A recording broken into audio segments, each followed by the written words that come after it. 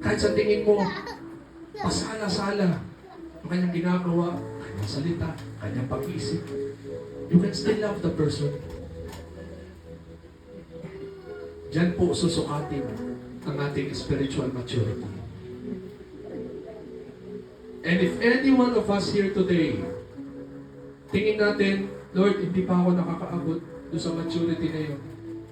And the challenge is to let the Holy Spirit transform you. Baka kulang lang na maramdaman natin lalo ang pagmamahal ng Panginoon. Ma-experience natin ang pagmamahal. Let His Word transform you. Let His love transform you. At makikita mo, unti-unti, mas nagiging mapagmahal na ako. Mas humahaba na yung pasensya ko. Mas nagiging peaceful na ako. Kasi naranasan ko yung pagmamahal ni Lord. At yun naman ang ibibigay ko rin sa iba.